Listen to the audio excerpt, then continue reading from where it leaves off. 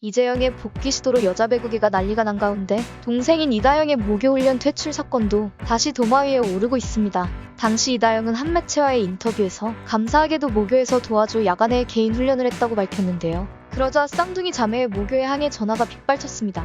일부 팬들은 해당 지역 교육청에도 민원을 제기하기에 이릅니다. 결국 경남교육청은 팬들의 질의에 대한 공식 답변을 통해 학교폭력 사안으로 사회적 물의를 일으킨 이다영 선수의 모교 방문 및 개인 훈련 참가에 대한 사항은 재학생에게 미칠 수 있는 부정적인 영향에 대해서 학교 측의 충분한 논의 과정을 거쳐 결정되어야 할 사안으로 판단된다며 우리 교육청에서는 학교 구성원들의 의견 수렴을 거쳐 신중하게 결정하도록 권고했다고 밝혔습니다. 이후 쌍둥이 자매 모교 관계자는 언론 인터뷰를 통해 학교 측은 교육청의 권고가 내려지자마자 모두 수용했으며 곧바로 선수에게도 이 결정을 통보했다고 합니다. 이로써 이다영은 모교에서도 개인 훈련을 할 수 없게 됩니다. 당시 배구 팬뿐만 아니라 일반 대중들까지 이다영을 향한 비난이 엄청났습니다. 이다영의 루마니아 출국 직전 인터뷰와 출국 기사가 이다영에게 매우 의적으로 보도됐지만 해당 기사들의 화나요 버튼이 1만 개가 넘게 찍혔죠. 반면 좋아요는 600여 개에 불과했습니다. 사회적 분노와 파장이 매우 큰 사건 뉴스에서나 볼 수 있는 반응이었습니다. 쌍둥이 자매 문제가 배구계 차원에서 해결할 수준을 넘어섰다는 의미이기도 하죠.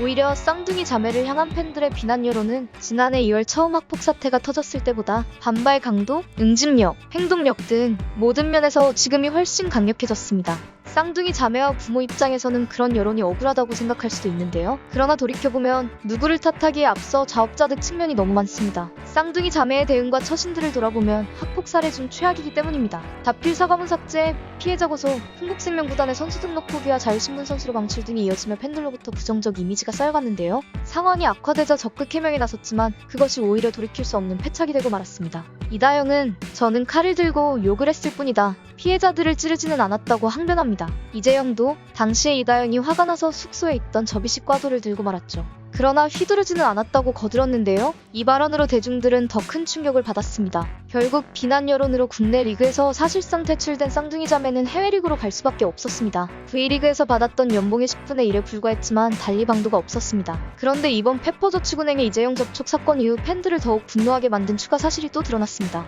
피해자들은 사과를 받는 대신 명예훼손으로 검찰 조사를 앞두고 있었습니다. 이재영이 피해자에게 사과는커녕 오히려 법적 대응을 진행 중이라는 것이죠. 이 소식이 전해지자 여자 배구 팬들은 페퍼저축은행의 영입 시도의 결사 저지 의지를 더욱 불태웠습니다. 팬들은 쌍둥이 자매가 여전히 피해자들에게 고통을 안겨주는 방식으로 합의를 강요하고 있다며 분노했죠. 사과할 생각이 전혀 없어 보이는 쌍둥이 자매? 사과가 전제해야 한다는 페퍼저축은행. 과연 이번 영입의 결말은 어떻게 흘러갈지 모두가 주목하고 있습니다.